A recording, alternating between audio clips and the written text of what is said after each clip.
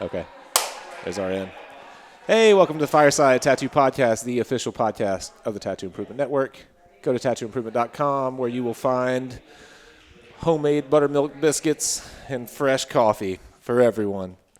And you can sign up for our mailing list while you're there. Man, it is an absolute honor to be here with Guy Aitchison at Hyperspace Studios. I've never been here before, and it's really hard to find. It's really far away from about everything, I think. What is like the closest, like if you need, do you have bars around? Can you like go to a restaurant bar? There's a scary redneck bar minutes away. Oh, really? Yes. Are they, I mean, I guess they're probably pretty, like, embrace you guys with open arms there. Is it? You know, we've never felt like the weirdo outsiders at all. Tattoos are a sign of status around here. You know, it's working class. Yeah. And rather than looking at your tattoos and saying, oh, you're in low life, they'll look closely at it and say, that's great work. Or, oh, yeah, you got that in prison. You know, people are starting to know the difference. I think not just in the industry, but in general. Yeah, I agree with that. Anyone who watches TV, hopefully at this point can see the difference between good work and bad work. And in a working class sort of community like this, absolutely is not something you're going to be judged negatively for. I did notice, I don't know if you guys saw when we were coming in, there was like a trailer off to the left-hand side that was painted like every bright color you can imagine. I was like, wow, man, that's an eclectic setup there. Yeah. You know, folks get real individualistic when they have their own property and, you know, can do whatever they want. Yeah. So let's talk for just a second about the studio itself. And in particular, you just built out in the last year or so a big addition off to what was your original studio. I love like painter studios. I love to go in people's studios and look and see what they're doing. We've always toyed with the idea of doing like a studio tour where we just like sneak in and like talk to people about their spaces. What was your short list, if you had one, of like checklist of I have to have this in the expansion, I need this, I got to get rid of that? Well, what makes a great tattoo studio to begin with? Of course, it depends on what your needs are. And being at street level, obviously, was not one of our needs. We wanted our clients, when they came here, to have an uninterrupted experience. It was all about them, not a lot of ringing phone and people walking in asking about Taz's and that kind of thing. So, you know, being in a classic private art studio kind of setting, like, I don't know if you've ever seen the movie Pollock, about Jackson Pollock. Think about his painting shed, you know. It's sort of like that. And it's very off the beaten path. It is. And that's on purpose. I don't mean to make it hard on people. And the first time out, they're a little taken aback. But once they're here, they get it. They absolutely get it. It's almost like a spa situation to get tattooed in, where you really are going to go home feeling like you've made a pilgrimage. You haven't just gone to a shop, gotten tattooed, and come home. Yeah. So the short list of requirements, we wanted to have room for our clients and us to comfortably eat and stuff like that, you know. So having like a full little kitchen and a table and all this stuff, you know, a refrigerator for our clients to put their snacks and things in, because there's no 7-Eleven next door. It's part of getting comfortable. That was definitely one of our big wish lists. We wanted a really nice photography setup.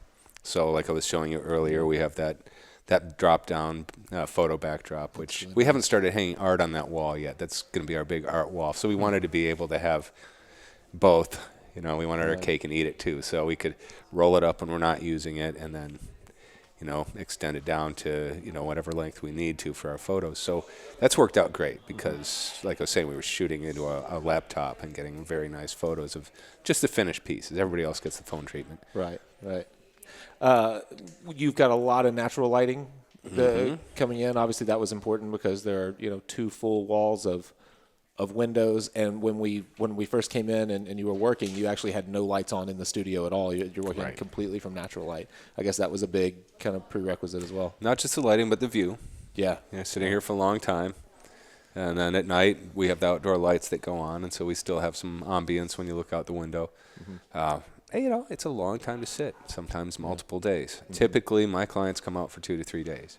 Yeah. So logistically, how does that work? Do you put them up here, or are there places nearby for them to stay? There's plenty of hotels. Okay. Yeah. I mean, close friends, obviously, we'll put them up, you know. Yeah. But Yeah, we'll work for a couple 3 days, and usually I'll section off the tattoo into several areas, and I'll try to get the most painful one out of the way in the first day, and usually we won't have much overlap between the 3 areas, maybe a quarter inch, just enough. Right. And generally people are coming for at least 2 healed visits before I would consider a piece done anyway for that kind of large scale work. But I like to be able to send people home with more than an outline. Yeah. Yeah. And you're hand drawing a lot of what you do directly on the skin, yes. So which allows you, I guess, to draw the tattoo on, work to a point for one day, and then probably still have enough marker left to get an idea of where you were going. For the yeah, exactly. I mean, what I'll do is let's say it's a sleeve. Mm-hmm. I'm going to start on the upper arm, and I'll do a very rough drawing of the entire arm, just with a light green, and get all those shapes flowing together nicely. Now, I've already got a drawing on paper. I'm not just coming to the appointment with nothing but an idea. You can lose a lot of time that way, and you're not going to necessarily do your best work that way. And the reason I know this is because I almost never use my first drawing. Yeah. I'll sit down a few days beforehand, and I'll get really focused on the project. Often I'll have the person send me a photograph of themselves for, let's say it's an arm. I'll get a front, side, and back view of the arm. And I'll print that up, same piece of paper with the 3 views, and I'll print up a few of them. I'll make a point of printing at least 3, and doing quick drawings, half hour per page. And from there, I can look at all my drawings and say, okay, I like the bottom of that one. I like the shoulder on that one. I like this and this from that one. And I'll then do a little bit more time consuming drawing and bring all that together, maybe a couple, 3 hours. And it'll be a shaded drawing. I like to be at least at that point. I want to know where my darks and lights are going to be, what my gradients are going to be, how the shapes are all going to separate. So when I sit down with that person, I'm not going to be wasting time. Sure. I'm going to discover things while I'm drawing on their skin. It's obviously a much bigger canvas, and when you scale a design up and you're dealing with the reality of it, it's like, oh, okay, this doesn't fit the elbow the way I thought it would. But what if I do this and have this and this come off of it, Right. So a lot of spontaneous things still happen, but there's not a lot of time sitting there scratching your chin, not quite sure where to go next. With your client like, oh, great, I'm about to get tattooed by this guy that doesn't know what he's going to do on me. Awesome. Yeah. When you're approaching, what you're doing is mostly it's very everyone knows your style well, but you're thinking you rely a lot on very strong lights and very strong darks. You get a really great value range. A lot of times your lights are really far in the distance and your foregrounds are very dark or vice versa. Are you thinking when you first approach, say, an entire arm, are you just thinking in light and dark shapes first? Are you just thinking, I want to follow these lines of the body. I really want that area to be dark. I know I want a concentrated light in this area. Or is it more linear to start? It's more in chunks of dark and light, like you're saying. I'm looking for a rhythm, because when you see a piece from a distance, which I think is also a good approximation for seeing it across the decades, Sure. You're going to see that rhythm of dark and light. So even if it's a really well-drawn piece with nice big flowing shapes and that sort of thing, and then you put the same amount of shading in both your foreground and your background, from a distance you're not going to see that strong rhythm. Right. That's going to come from concentrating your black. So I'll generally ask myself, where am I going to use strong blacks and where am I going to use very little black? I try to divide it into 2 families of shapes. Right. And if the light source is in the background, generally the blacks are going to be focused in that foreground, and vice versa. If there's no background light source and I'm just using ambient lighting, I'll go darkest with the background. So that's one of the first things I'll ask myself is, what's my lighting strategy going to be? And sometimes it's going to be a combination of both, or some dynamic sort of, lighting scheme involving a couple light sources. So a lot of the time I do have to ask myself about that early on. And then I'll try to draw it in such a way to showcase that use of lighting. Yeah. But with that approach, you've solved a lot of your biggest problems on the front end, and they don't show up as small problems later when you're really thinking in large families of dark and light. And especially, if you're worried about balancing those things, drawing to the body and stuff like that, when you're dealing in abstract shapes early on and really trying to break those families apart, you don't even have a lot of problems that a lot of tattooers find further down the road in the tattooing I don't process. run into any of those kinds of problems. Sure. I mean, the having to stop and think and figure stuff out, I won't even start to tattoo if there's anything that hasn't been figured out. I'll figure it out first. Yeah. You know? Yeah. And if there's any question, I'll figure it out while I'm doing the drawing. This is the other thing. When I'm drawing on skin, I don't just do a line drawing. It's shaded. I actually shade it on the skin. Rough, you know, but it's just blocked in there really fast. I'll use lighter colored markers like the yellow and the orange to blend. You can actually blend your markers like watercolor. Right. So you've done most of your line drawing, let's say, and then some very rough cross-hatch shading with your black or your purple. Then you come back in with an orange or yellow, and you can make some nice smooth blends really fast. Yeah. And then when I'm doing the tattoo, I'm also working from a standpoint of blocking in light and dark areas. I start with a 5 mag, and rather than starting with a liner, and because there'd be no point in shading the drawing if I was going to start with a liner. By the time you're all the way through, that marker's all gone. Sure. But often the lines in my pieces are big, fat, burly things to begin with, so I can do a first pass with that Magnum.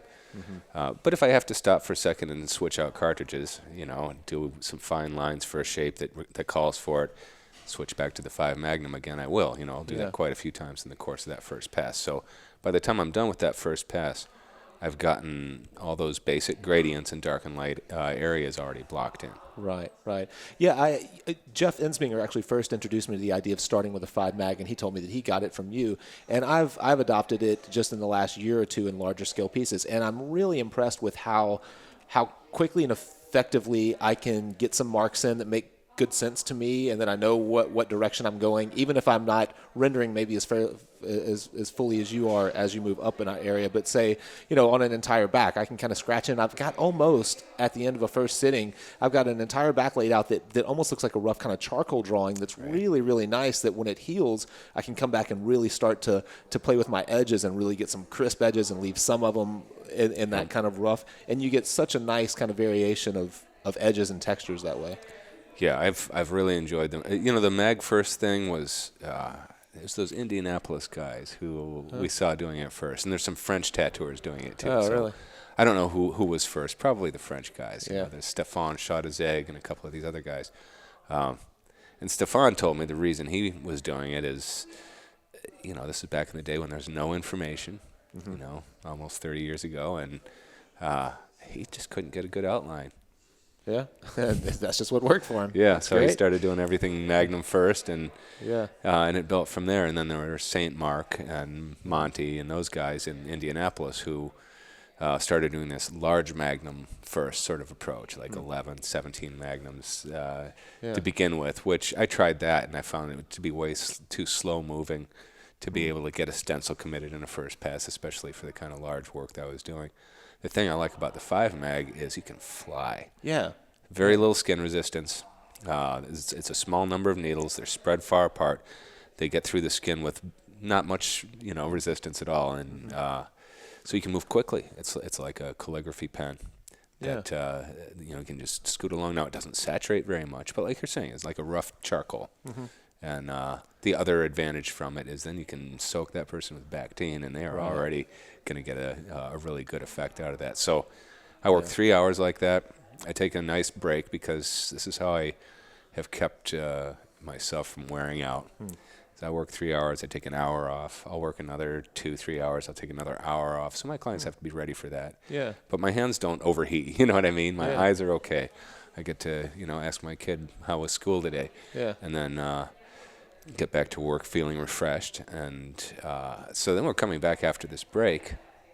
And most people are like, oh, great. And then you just spray them down with the Bactine and make sure you stay in those areas that have been effectively, beat up, and then Bactine for that first 20 minutes or so after the break. And they'll be right back into it, no problem. Yeah. So that's been very, very helpful in finding this multi-day workflow. Yeah. Yeah, I bet so, and that's it's something that a lot of tattooers don't get to experience and probably never will get to, just being in maybe a street shop environment or where they're kind of appointments stacked on appointments. But there really is something to be said for just for your longevity as an artist, and then also being able to really put all of your effort into a single piece. When you're working with a single piece a day and you're not hitting any wall that you have to stop and you're able to step away, it's amazing how how refreshing it is to get away, because we all know when we start to hit a wall, and if you have the luxury of being able to say, man, I'm going to call it for a few minutes and get a cup of coffee and check on my kid, and we'll get back on it. It's just a game changer for doing this. And I think, again, for the people working in a busy street shop sort of environment, wanting to kind of build on that and have more of these longer appointments, clients will get over their long session jitters once you introduce them to Bactine. Yeah. They might think, oh, well, I live just across town. I could come here easily once a month. And the thing about having a 3-hour session versus a 5-hour session, let's say, is it's not that you get that extra 2 hours worth of work done. It's beyond that. You get into a different, I think, state of focus. You're thinking larger scale. Your client starts thinking larger scale. You get more done in a way that I think is more encouraging to them, more encouraging to both parties. It's stepping it up. It's part of that process of becoming a serious collector when you're sitting for those kinds of sessions. And I love having that talk with people when they have gotten a couple little pieces, and they've got a couple, little pieces from other artists, and it's clear they're going to keep getting tattooed. Yeah. And listen, it's becoming obvious that you're becoming a very serious collector. And they're like, oh, yeah. Me, a serious collector? That sounds good. Yeah. So you need to start making... You need to start making these serious collector kind of decisions. Thinking longer term, larger scale. And let's admit it, your arms are going to get filled up with tattoos. So you could have a bunch of tattoos per arm, or you could have a single unified design per arm, and it's not too late right now to achieve that. So people, they'll go home from that conversation and really think. So knowing when to have that talk with somebody is important. And part of that is also a willingness to do cover-ups or to fix other people's junk. And some artists are, either too proud, or maybe they just don't like doing that, or they don't feel that they are very good at cover-up or whatever. And it's really worth brushing up on it and being willing to take those on, because you're going to get these people, a lot of them, most of them, who are on that way to becoming serious collectors. They've gotten a couple bad tattoos. Sure. And they probably got them right here, in nice visible places. And so if you're there at that moment when they're starting to get the bigger work, and you have this talk with them, you start to talk about a plan. Hey, let's unify your arms. Before you do anything else, let's unify your arms, bring it all together. And there's going to be some incorporation, and there's going to be some rework, and there's going to be some cover-up, and there's going to be some fresh skin. And if you're the artist who's willing to turn all that into a unified vision, you're going to have a client for life. So don't be too proud to do cover-up or fix-up. It's a part of the service that we offer. We're not just making nice tattoos for our portfolios, and it's important to remember this. Our job is to make people feel better about themselves. It's beyond just giving them nice tattoos. And so leaving them at that little 3/4 inch gap between your work and the next guy's work, it might be nice and safe. You're not encroaching or whatever. But they're always going to be looking at that gap like, man, I'm never going to find anybody to fix this thing. And that drives people crazy. It's obvious how people are like, I've got this sliver on the back of my arm. Can you do anything with it? It just eats at them. You're absolutely right. I think we talk a lot about, even if you are doing smaller pieces, just having some consideration for whoever might be working into that, and leave someone an in. Give someone an opportunity to build off of it, and don't just Don't cut it off. Don't cut it off. Yeah, leave it open, and where other people have left it open next to where you're working, lead into that. Yeah, and people love that. And this is something I've noticed. You give them a nice tattoo, of course they're psyched. Yeah. But when you do a really nice transition to the surrounding work, you really see that reaction. They're like, "Oh, thank you for doing that. That looks so awesome." They weren't expecting it. Right. It shows that you're looking out for them and for their overall collection, and they know they've got an advocate. They're going to be more likely to keep coming back to you. Another thing. You're working next to a piece. It's a great piece. They collected it when they were at a convention or something. It's some big name artist did this beautiful piece on them. There's that one little healing problem in that one line. When are they going to get that fixed? Right. Say, hey man, I won't tell anybody if you won't, right? Again, they're so happy. It took you 30 seconds, right? You didn't do anything to compromise that piece. You actually made that other artist look better. Right? Everyone wins. But by being the person willing to do that, this is part of building clientele, faithful clientele. They're going to keep coming back. And I might have a high hourly rate and a long wait time and all that stuff, but I keep clients for a long time. And I think that that's part of it. It's not just about being a big name. People don't keep coming back to me because of my name. Right. They come back to me because of what I send them home with. And it's not just a nice tattoo for my portfolio. I'm really trying to look out for their whole experience and their whole collection. Yeah, I think that's really well said and super important.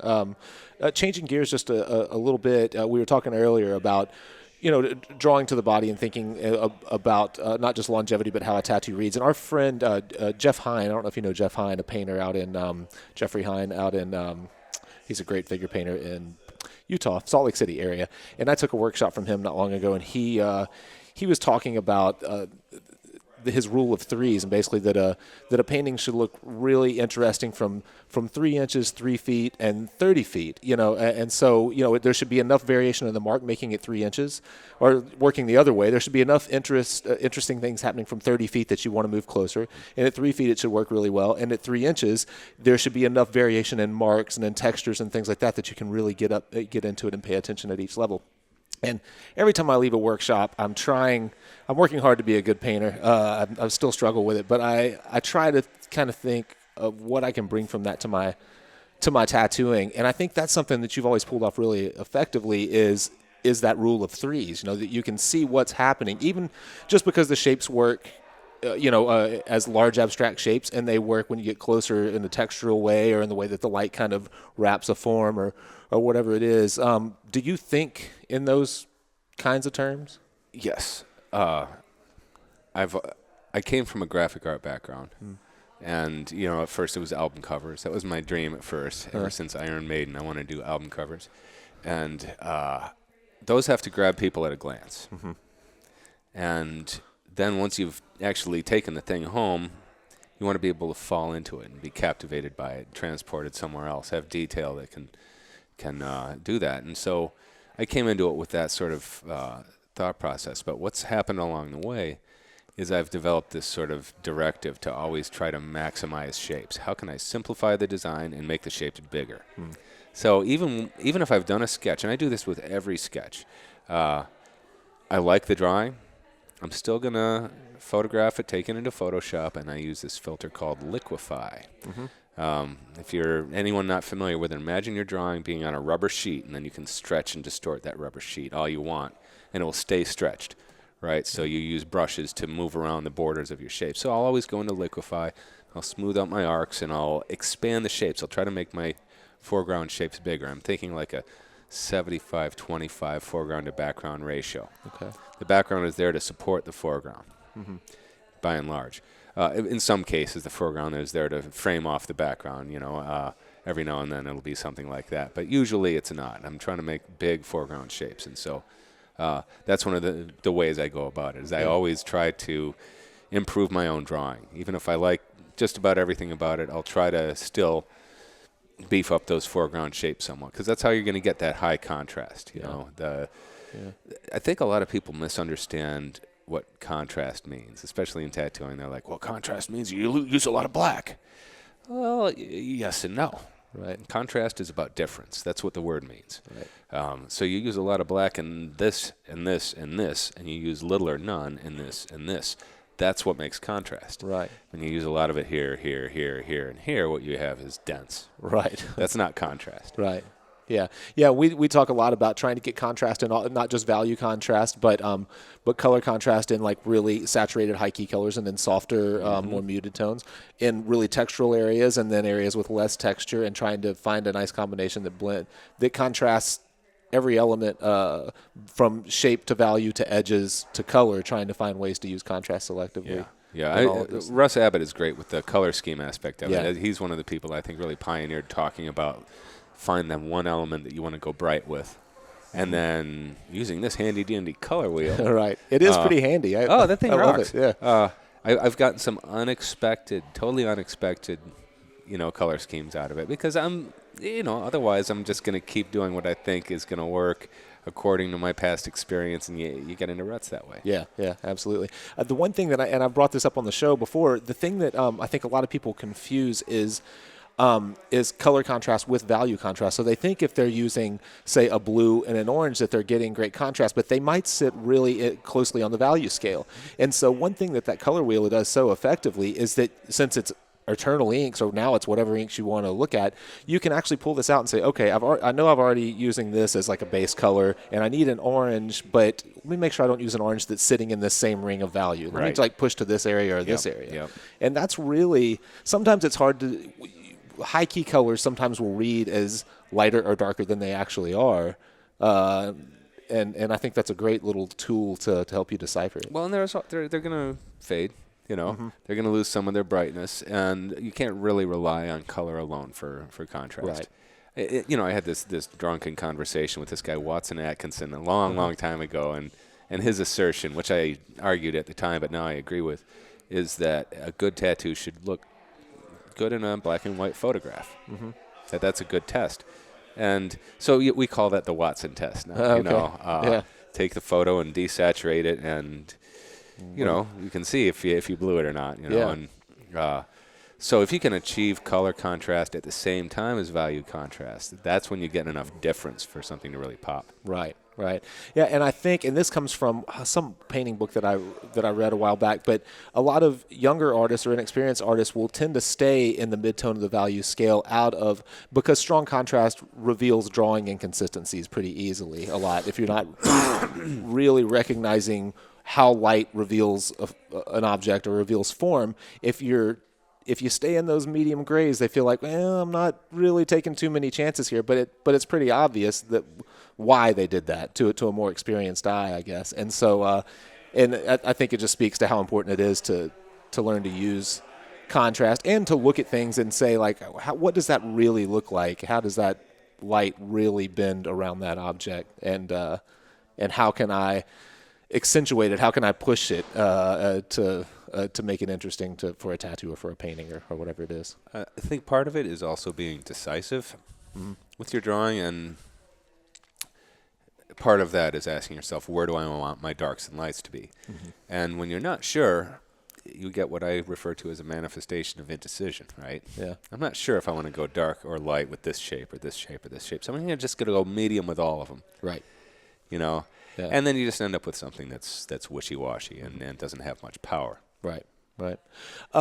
You've spent a lot of time painting. You paint more in oil or in acrylic or a combination? Both. So when we think, like I said earlier, I'm always trying to think of ways to bring things that I learned in painting workshops or just experimenting in the studio into my tattooing. And we think about, in painting, we think about our lights being opaque and our darks being transparent, with the idea that, especially in oil painting, that the opacity kind of reflects lights and then the transparency kind of absorbs light and things like that. And with you working in layers and working with a lot of texturals and a lot of dark areas, obviously in tattooing, we don't have that luxury. We have to have saturation. Do you just ignore that kind of thing altogether? How do you translate those ideas? Or I'm still going for contrast, always. You can always get away with more subtle, nuanced things on canvas. It's not going to change with time and that sort of thing. Yeah. Although, I have seen, for instance, there's a Dali painting in Chicago where they show a photograph of the little blue dog that used to be there. Oh, really? And then in the real painting, you're like, really? Can't see there was it a all? dog there? Huh. So it does happen even with paint, but I think by and large, if you buy good quality paints, you don't have to worry about that these days. Yeah. With tattoo pigment, not so. There's definitely problems with fugitive colors. I know a lot of people have had issues with orange. Many of the brands of orange have had issues, which is frustrating because, for instance, there was this guy here the other day that John Clue and I were tattooing. He had this 20-year-old tattoo from Grimy. And I just have to ask Grimy, what was he using 20 years ago? That orange still looks amazing, right? Oh, really? So it's not orange. It's the popular orange pigment that most people are using right now is a problem. And the issue with that is it keeps changing. So because there's no such thing as tattoo pigment. Right. There's just pigments that our industry has co-opted for its use. When you go to a company and say, okay, I want another 55-gallon drum of your brown number 30, Right. that, the last one was great, but I've run out. Well, the next one doesn't necessarily have to be exactly the same pigment. It just has to meet the description of being non-toxic, and it has to be within the value, chroma, and hue that you ask for. And beyond that, there's no guarantee it's going to be the same stuff as last time. So its light fastness and all this other stuff can be extremely variable. The actual color can be at least slightly variable. It's a moving target. Yeah, yeah. Right, so I've gotten frustrated with orange for a couple, 3 years now. I've just been making my own from, I use Eternal colors by and large. And the lightning yellow has lasted very well. I think it's the same stuff that has been like Star Bright Yellow and all these other kind of watery but very bright yellows. Tends to do pretty well, and one of their reds that has also done very well through the years. So I just mix my own oranges, and hopefully they'll do a little bit better. But I mean, back to what we were saying, what you start out with when the piece is fresh, or even when it's freshly healed, is not going to be the same as was years down the line. So overcompensate. You have to overcompensate. The one thing that you can always count on is your black.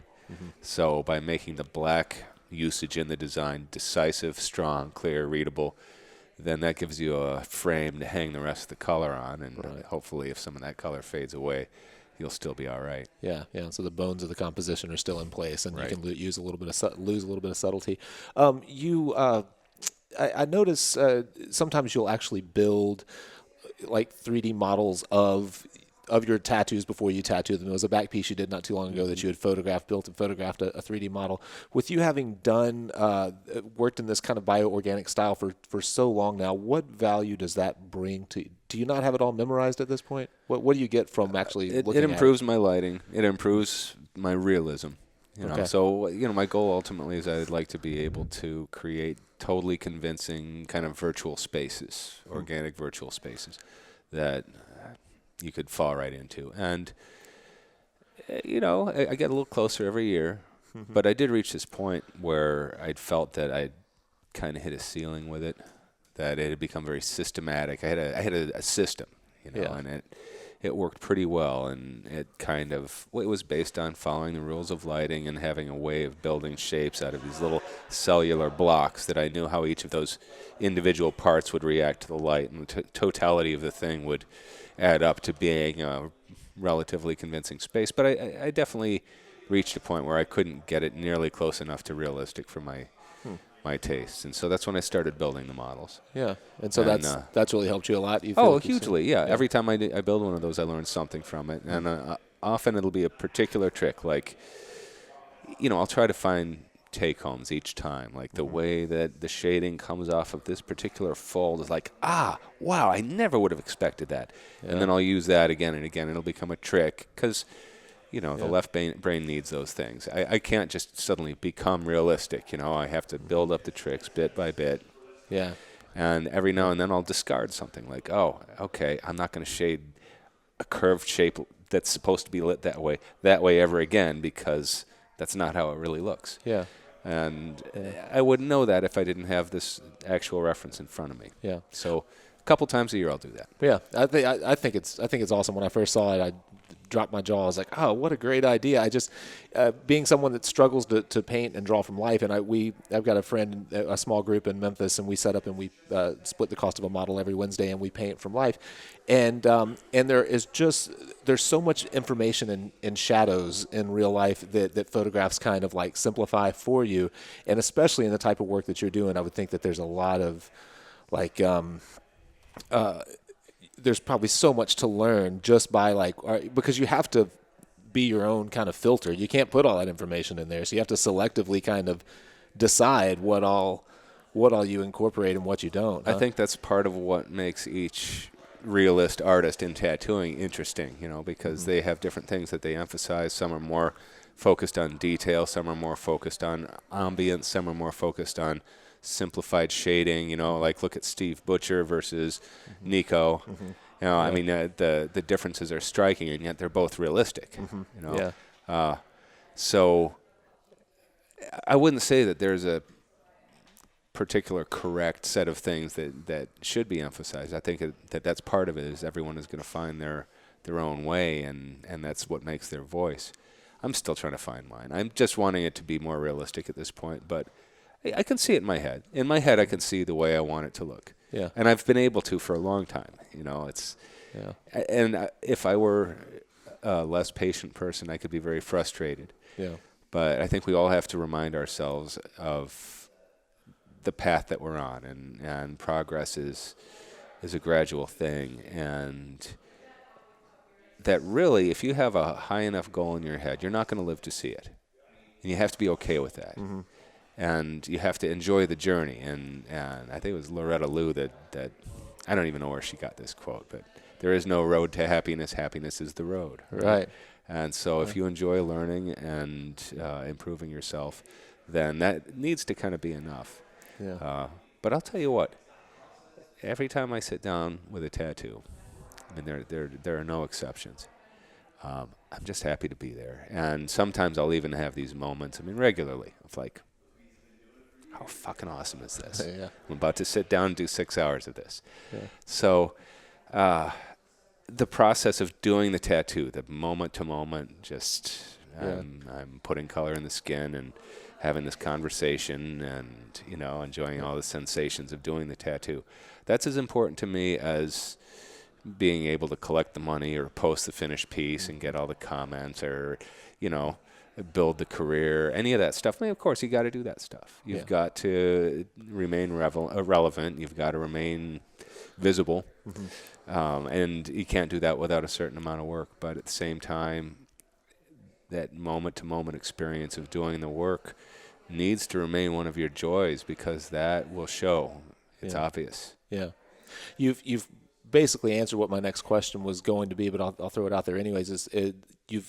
You've worked with the same kind of subject matter imagery for a long time now, and I was going to ask what has kept you entertained with bioorganic type subject matter for so long. But you've basically said it. It's just trying to make it what it is in your head and always trying to improve it. What about it? About abstract shapes, textures, or organic? Can you put into words what draws you to that and keeps you from exploring in other directions? Well, partly it's my clients that keep me from exploring in other directions. And we all have that experience. Yeah. I used to do all kinds of subjects, and I still could, but I've been asking for like 2 years. I'll ask again. Somebody, I want to do a horse. Knee to armpit, like gnarly, muscular, lit, 3D, dimensional, all the effects. Yeah.